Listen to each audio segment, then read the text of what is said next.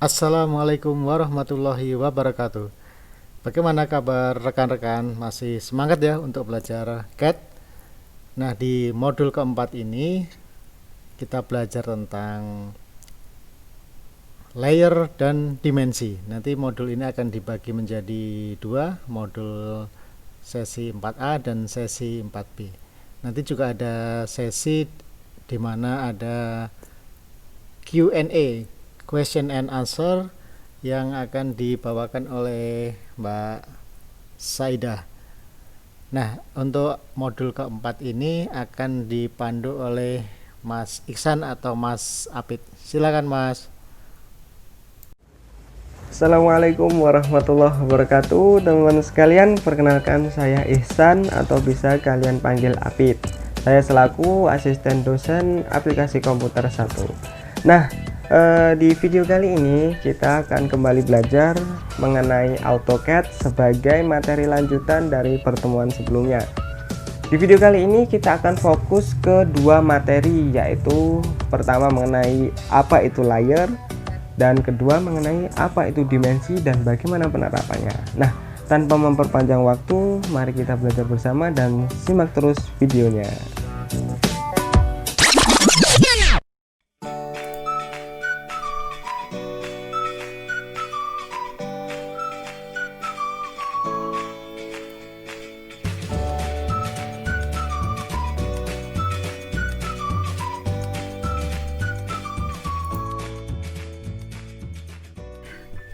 Baik, kita akan masuk ke materi yang pertama, yaitu mengenai layer. Nah, layer sebenarnya digunakan untuk mengelompokkan garis ataupun objek itu berdasarkan nama, warna, jenis garis, ketebalan garis, dan lain sebagainya. Tentunya apabila kita mengelompokkan atau mengelola layer dengan sangat baik, akan berpengaruh kepada gambar dan hasil output atau printout yang kita akan keluarkan nanti. Nah, di sini teman-teman sekalian, kita akan belajar mengenai bagaimana cara membuat layer. Nah, sangat simple dan sederhana. Teman-teman sekalian bisa lihat di menu bar di atas. Ini saya pakai AutoCAD 2020. Adapun untuk AutoCAD lain kemungkinan besar tampilannya adalah sama ya, jadi nggak masalah. Langsung kita lihat ke layer. Di sini ya ada layer properties, atau kalian bisa menampilkan dengan shortcut atau ketikan layer. Tinggal di enter, nah maka akan muncul kotak dialog sebagai berikut. Pertama, di dalam kita membangun atau membuat gambar kerja, kita membutuhkan beberapa layer, yang diantaranya mungkin bisa jadi ini ya, contohnya saja. Misalkan kita buat pertama tentang dinding. Oke, lalu bisa berikutnya kolom, lalu bisa kusen. Kusen ini nanti meliputi pintu dan jendela, ataupun nanti terserah ya sesuai kebutuhan kalian. Lalu ada juga tentunya furnitur dan lain sebagainya, nanti sesuai kebutuhan kita.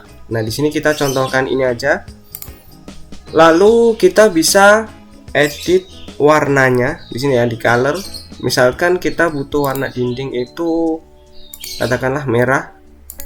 Lalu kita apabila menginginkan untuk mengedit atau mengganti jenis garis, kita bisa masuk ke perintah nih, line type. Kita klik, tinggal kita load. Nah, ini sesuai kebutuhan, tapi kalau saya biasanya tetap saya buat default gitu ya. Oke. Lalu di sini juga ada ketebalan garis, yang mana nanti akan sangat berpengaruh ketika kalian cetak gambar kalian gitu ya, teman-teman. Kita biarkan di sini 0,00 dinding ya. Lalu transparansi kita nggak biasanya memang nggak diedit. Lalu kita ke kolom, sama sih, tinggal ini mencari warna sesuai dengan kebutuhan kita masing-masing. Katakanlah warnanya seperti ini.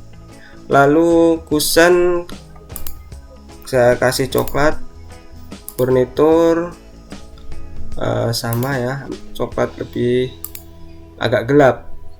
Nah, di sini ada layar dev point. Ini dev point ini merupakan layar istilahnya bawaan ya. Jadi layar dev point ini ketika kalian cetak, maka objek atau garis yang termuat dalam layar dev point ini tidak akan tercetak, artinya transparan. Namun ketika digambar akan terlihat. Jadi seperti layar terhidden kayak gitu.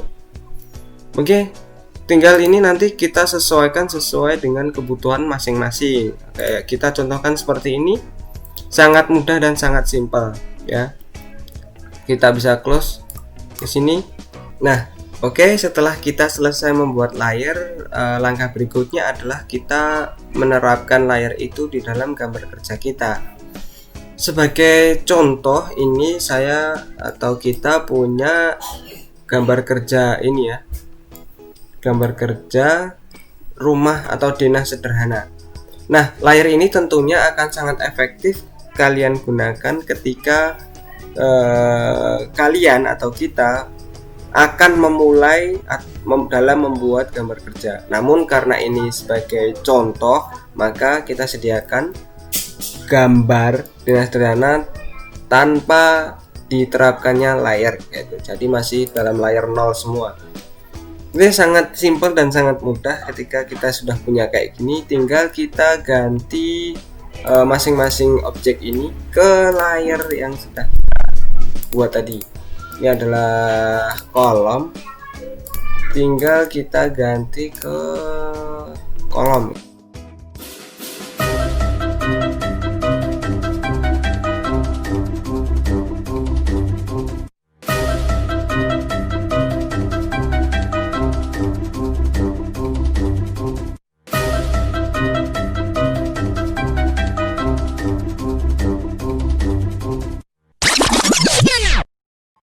A few moments later.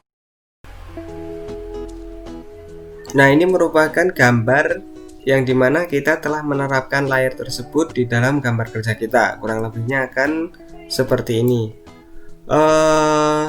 Selanjutnya di dalam layar kita juga bisa mengunci, mematikan, dan bahkan membekukan layar. Ini juga salah satu manfaat dari kita menerapkan layar. Contoh sederhananya adalah seperti ini. Semisal kita akan mencetak gambar ini ya, dan kita tidak membutuhkan furnitur di dalamnya. Seperti ini kita tidak memerlukan, kita tidak perlu untuk menghapus objek tersebut, melainkan kita cukup pergi ke layar untuk mematikan atau membekukan layar supaya furnitur di dalamnya ini menghilang, seperti itu. Contoh, kita masuk ke layar, tinggal kita matikan layar. Nah, seperti ini. Atau bisa kita membekukan layar. Nah, maka kita tidak perlu repot-repot untuk menghapus, tinggal kita matikan aja. Nah, selain mematikan layar, kita juga bisa mengunci layar supaya gambar yang kita kerjakan ini tidak bergeser ataupun tidak bisa dihapus. Nah, cukup simple, tinggal kita pergi ke layar dan kita kunci. Misalkan kita kunci di furnitur. Nah, ketika kita mengunci layar furnitur, maka gambar yang kita pilih atau kita terapkan layar maka tidak bisa dihapus ataupun dipindah dari titik asal gambar tersebut. Maka inilah salah satu fungsi juga dari layar selain yang telah kita sebutkan tadi. Begitu teman-teman sekalian mengenai layar. Tentunya ini nanti akan lebih bisa kalian eksplor lagi mengenai fungsi dan penerapannya supaya kita juga bisa lebih mendalami mengenai layar.